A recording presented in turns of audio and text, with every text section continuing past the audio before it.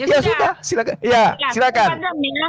Jadi Anda menanyakan siapa saksinya. Lah udah dibaca di sini, makanya baca, Bro. Memalukan sekali kamu ini, Juma. Aduh, aku bilang. Kasihani dirimu, kamu mempermalukan dirimu ya. Karena itu setelah aku menyelidiknya, dikatakan seperti yang disampaikan kepada kita oleh mereka yang semula adalah saksi mata. Lalu kata saksi mata yang mengikuti Yesus itu siapa? Segala semua murid Yesus itu, Bro. Ya, udah itu aja. Mau disebutin satu-satu males gua. Ya, karena saksi mata Yesus itu kemana Yesus pergi itu murid-muridnya itu mengikuti dia, ya.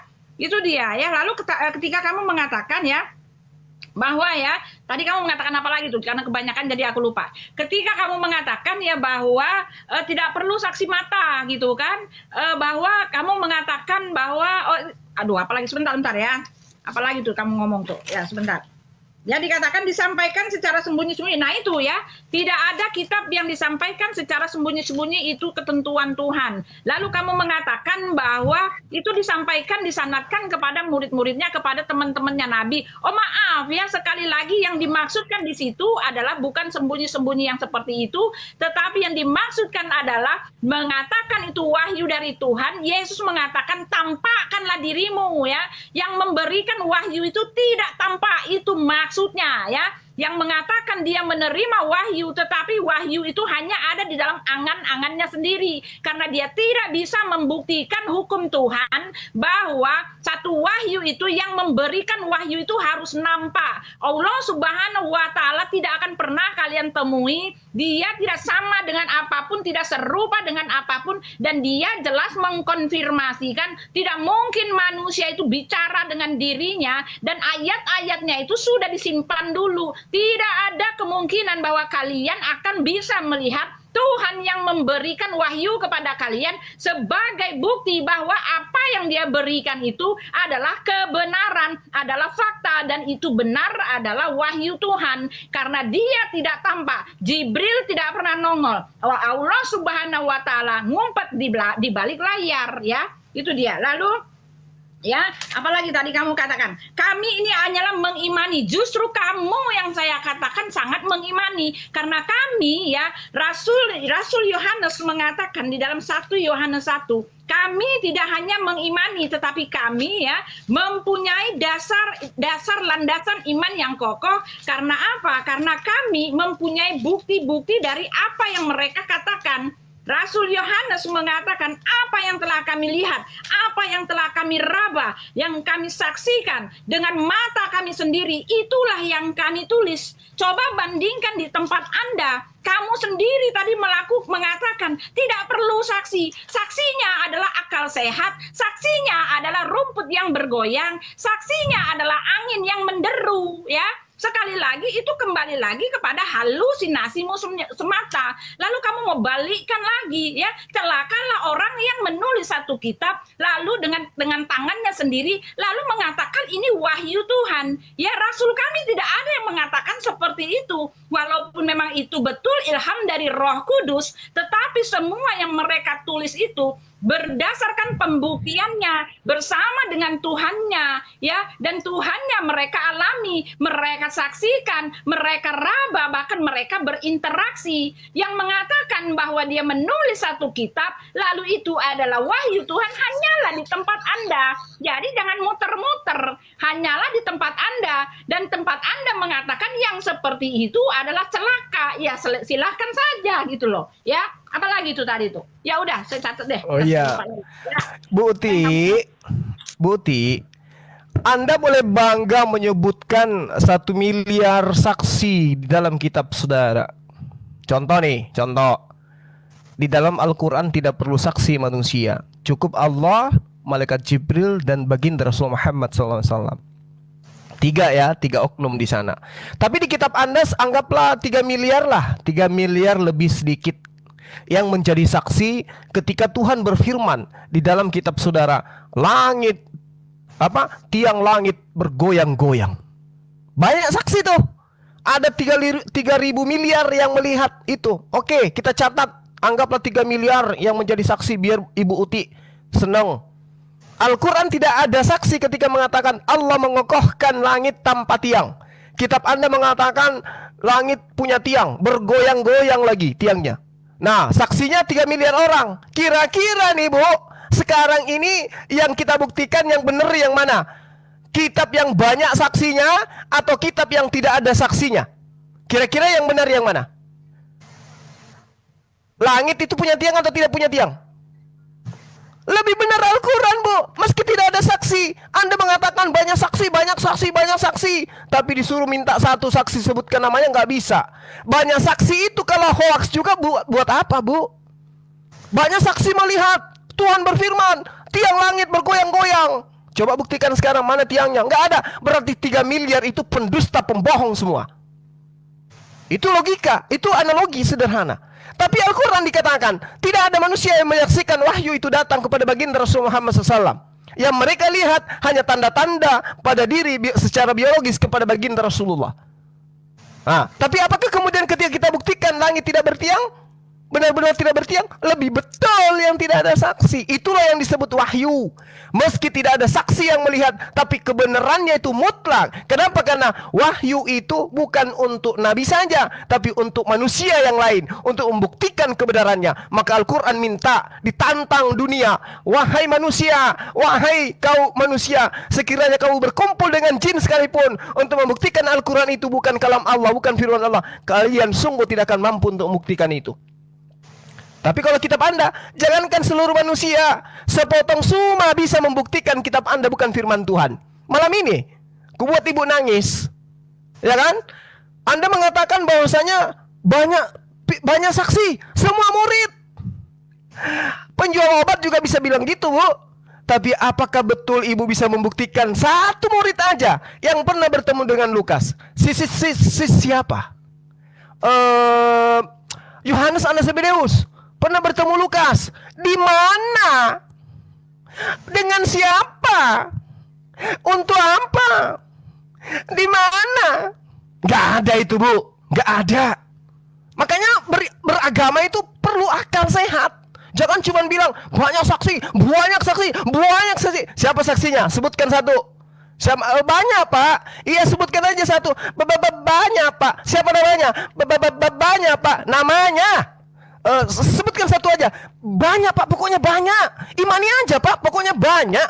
Iya, banyak. Tuyul, sebutkan satu nama saksinya. Siapa, Tuyul? Enggak usah, Pak.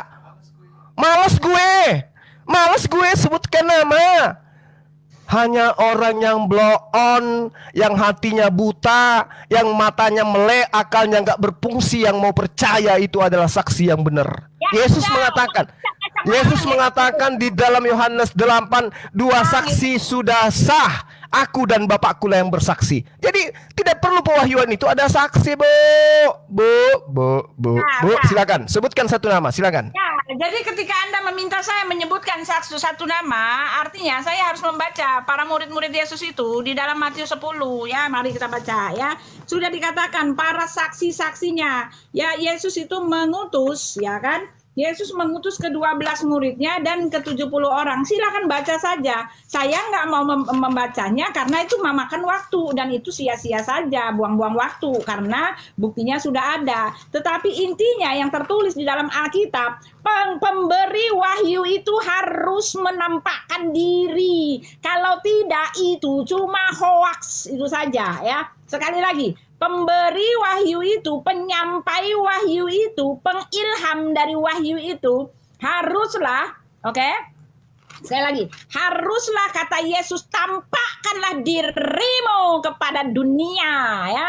Karena tidak ada pekerjaan Tuhan yang mau diwartakan kepada dunia, disampaikan hanya di dalam pikiran, hanya di dalam angan-angan seorang saja.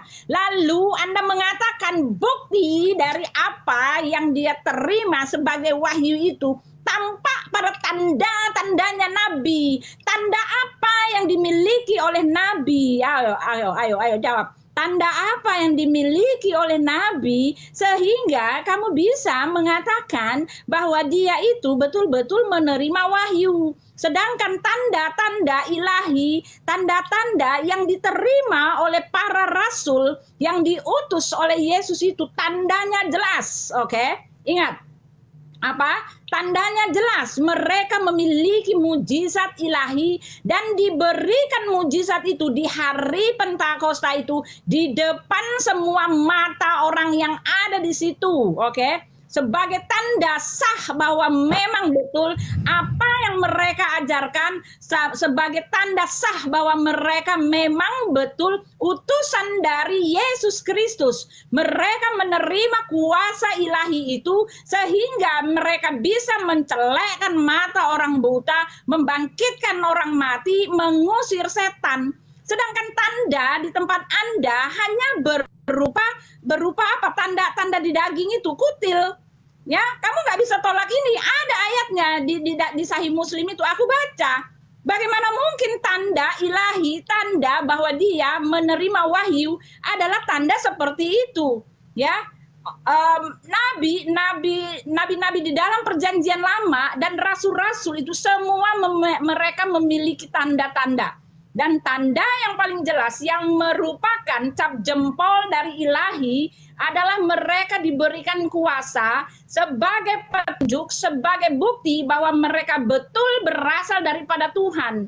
Jadi apa yang mereka wartakan itu pengesahannya sah bahwa memang apa yang mereka katakan sebagai wahyu itu adalah benar. Karena ada tandanya. Dan Anda mengatakan tandanya ada pada diri Nabi. Oh, tidak ada tandanya pada diri Nabi. Nabi di dalam Al-Quran mengatakan bahwa dia sendiri sedang menunggu-nunggu tanda itu. Dia sedang menunggu-nunggu mujizat itu. Tetapi di dalam Asbabun Nuzul banyak sekali dia ceritakan bahwa dia punya mujizat. Itu kenapa harus dipaksakan seperti itu? Ya karena memang tanda ini merupakan krusialitas. Harus dimiliki seorang yang mengaku sebagai rasul, mengaku sebagai wahyu, penerima wahyu, gitu ya.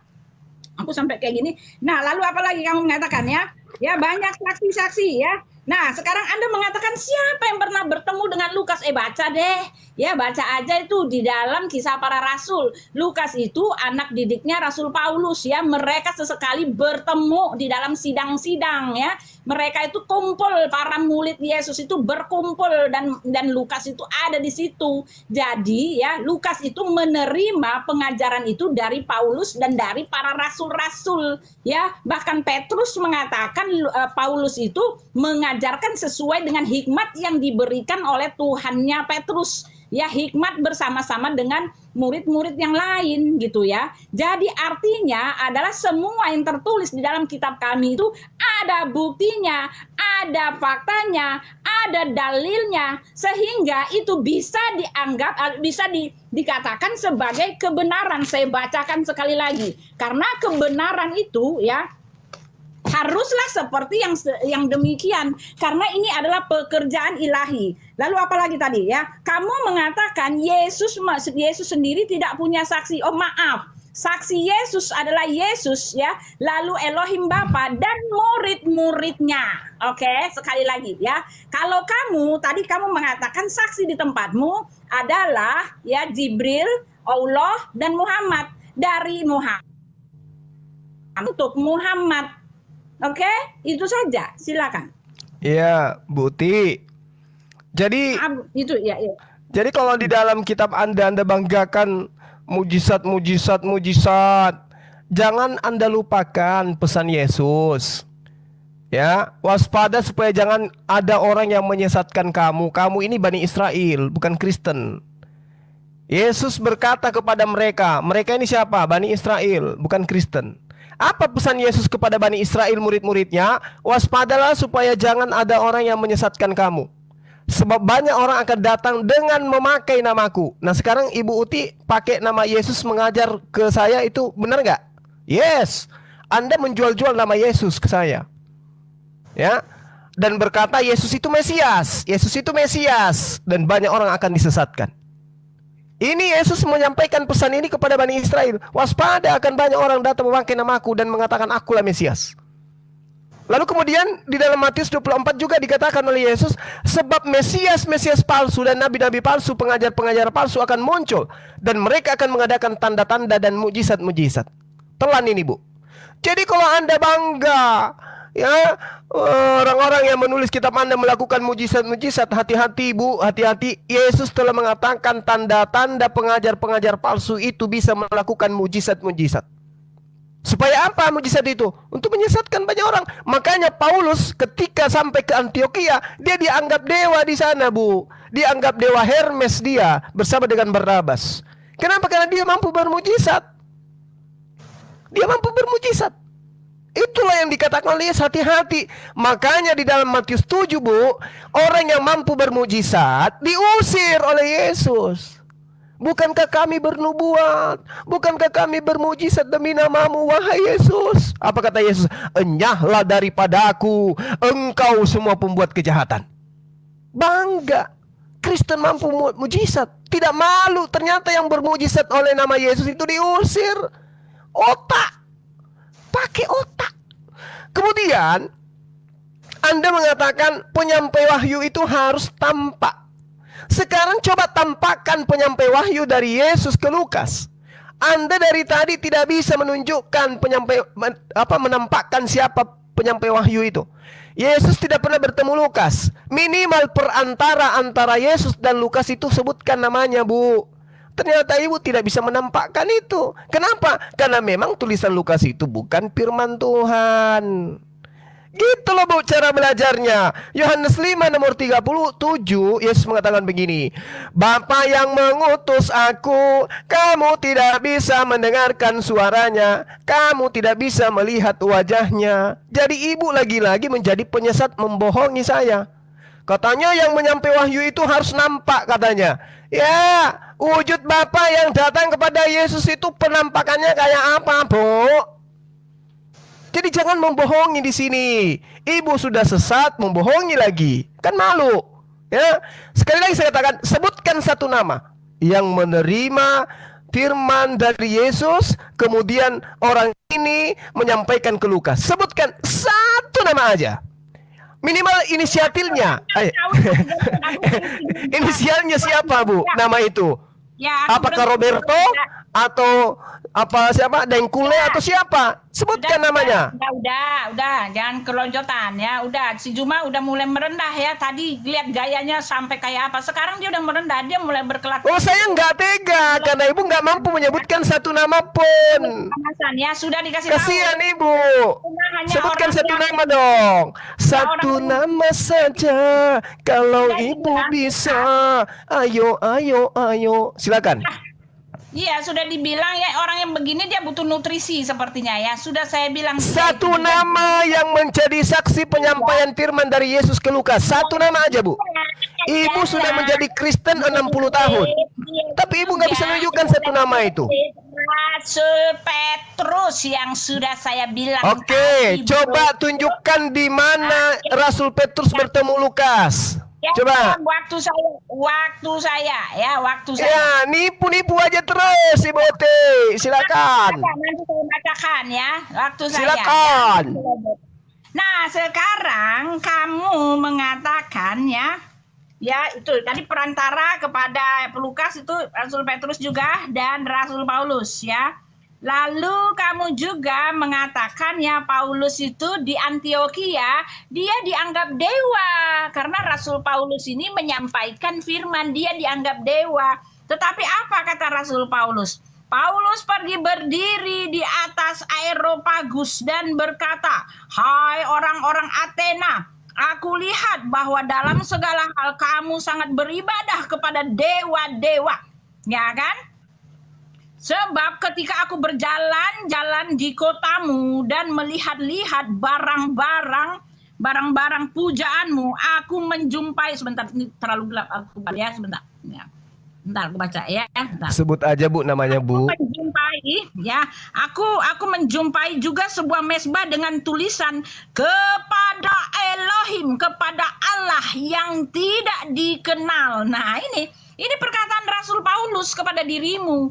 Apakah kamu mengenal Tuhanmu ketika dia tidak pernah menyatakan dirinya kepada dirimu? Apakah kamu mengenal Tuhanmu ketika dia tidak pernah menampi sesuai hukum yang berlaku ketika wahyu itu harus disampaikan.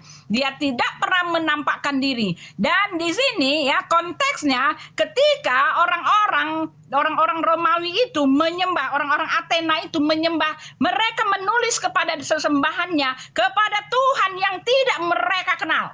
Oke? Rasul-rasul mengenal Tuhannya.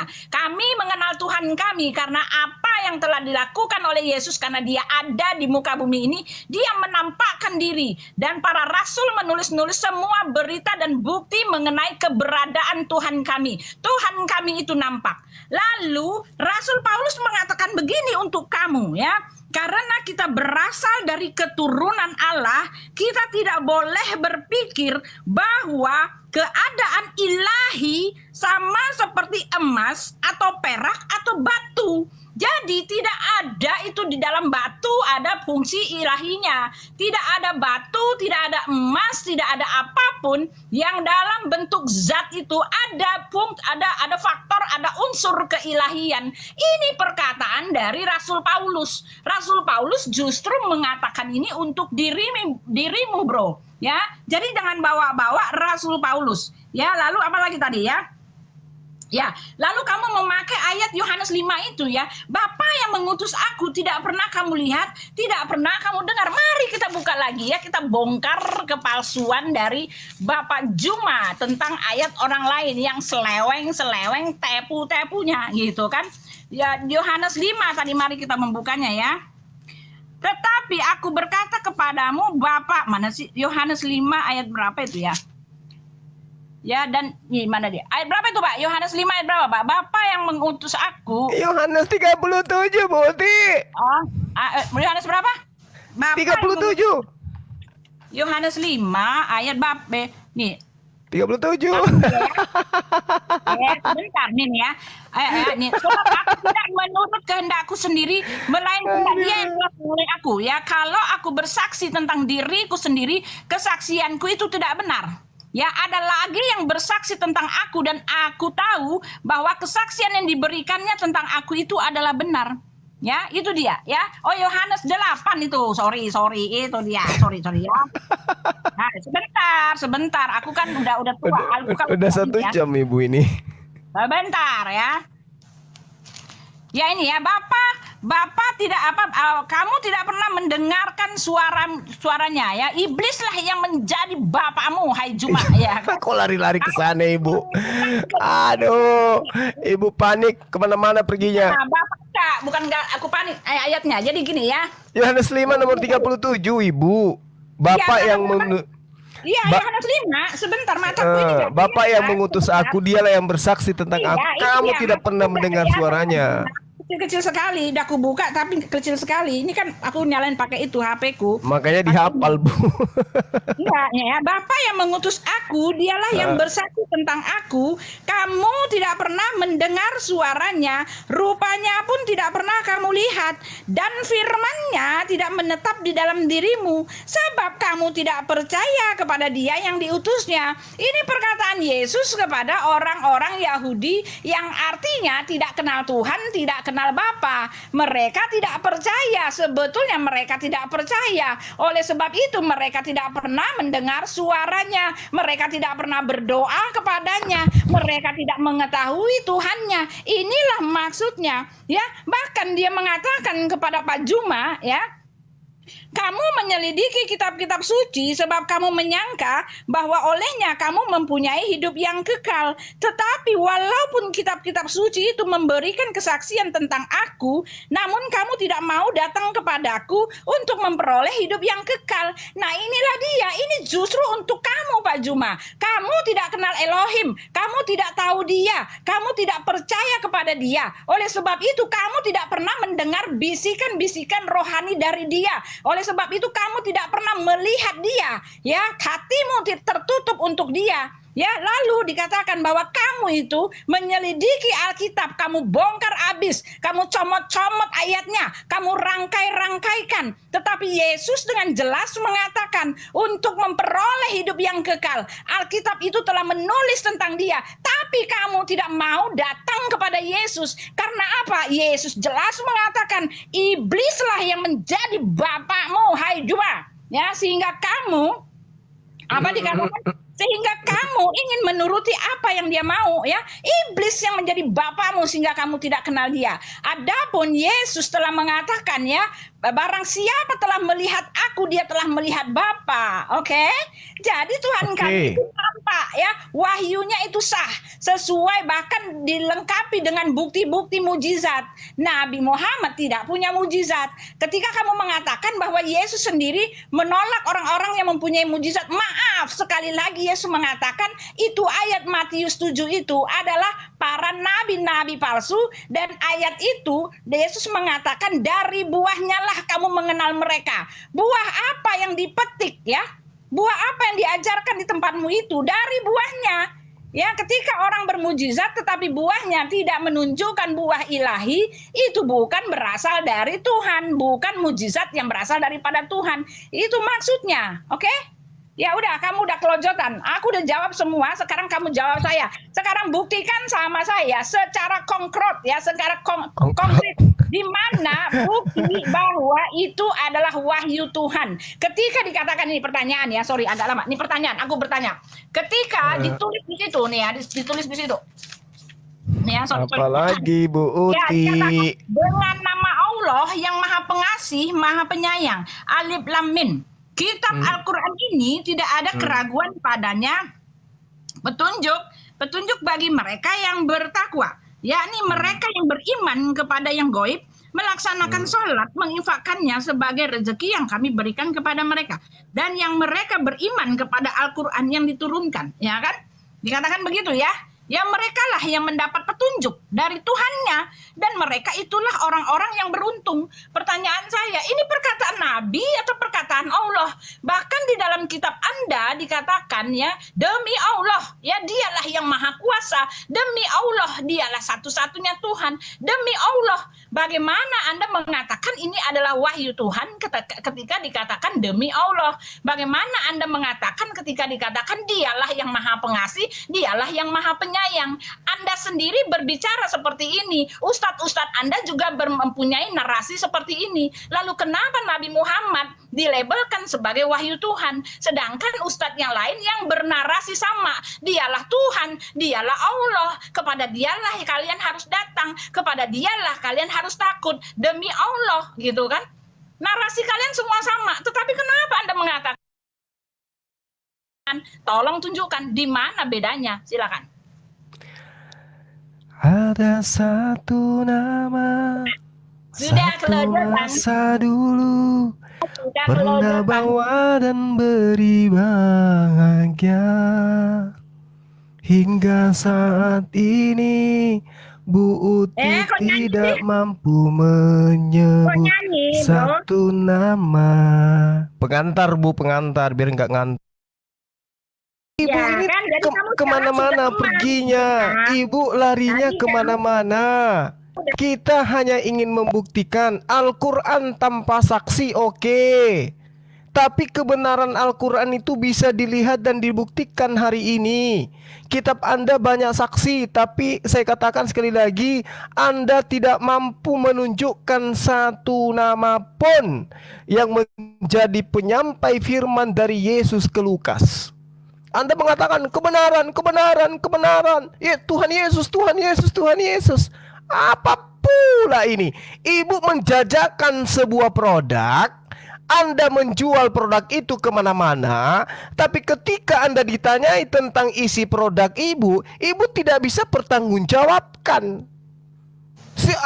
Ibarat ibu ini menjual sebuah kotak. Kotak ini berisi ini, berisi ini, berisi ini. Ini adalah ini. Giliran ditanya, ini terbuat dari mana Bu produknya? Ibu salto ke sana kemari. Makanya saya nyanyikan sebuah lagu.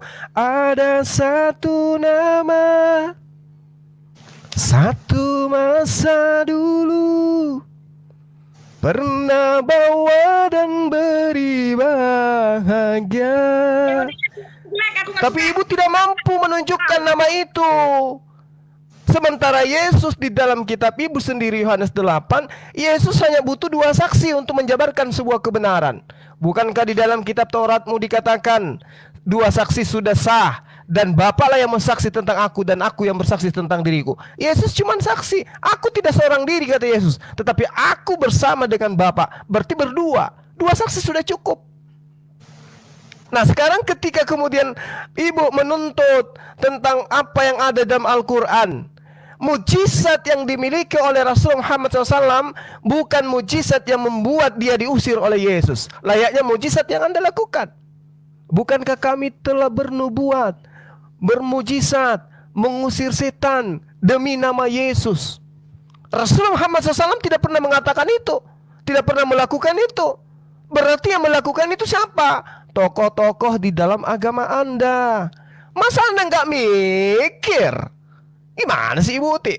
Kalau kita berbicara mengenai Al-Quran, Zalikal kitabu la raiba fihi hudan lil muttaqin alladzina yu'minuna bil ghaibi wa yuqimuna as-shalah wa mimma razaqnahum yunfikun walladzina yu'minuna bima unzila ilaika wa ma unzila min qablik wa bil akhirati hum yuqinun ulaika ala hudam min rabbihim wa ulaika humul muflihun. Itulah orang-orang yang beriman, itu orang-orang yang beruntung.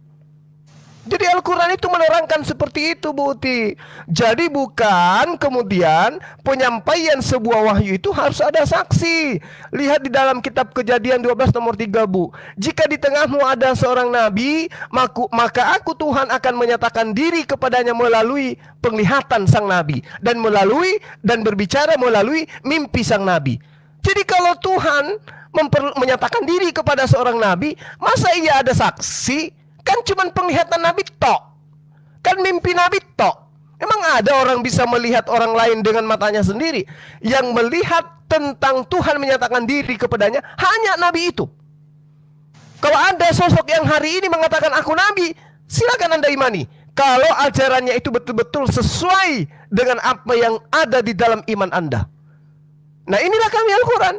Tidak perlu kami itu, oh ada Tuhan datang kepada baginda Rasulullah SAW. Gak perlu kayak begitu. Mari kita imani Rasulullah kan ada Tuhan datang pada. Tidak begitu, Bu. Orang beriman itu tidak kayak begitu. Tapi kemudian muatan Al-Quran itu yang Ibu uji sekarang. Kalau Ibu mengatakan Al-Quran itu bukan firman Allah, uji. Berarti Al-Quran ini akan luntur. Buktinya Al-Quran sampai hari ini sudah 1400 tahun tidak pernah luntur sedikit pun. Sementara kitab Ibu, Yesus datang nih, segala firman yang kau berikan kepada aku telah aku sampaikan kepada mereka. Mana firman itu? Sehari setelah Yesus terangkat ke langit, firmannya sudah hilang. Mana firman Yesus yang disampaikan kepada murid-muridnya? Mana? Dari tadi saya tanya, dari awal kita berjumpa, Ibu tidak bisa menunjukkan itu. Oh, itu yang dituliskan Lukas. Kalau benar, siapa yang kemudian menyatakan bahwa itu adalah firman yang diterima oleh Yesus kepada Lukas? Siapa? Ya sudah.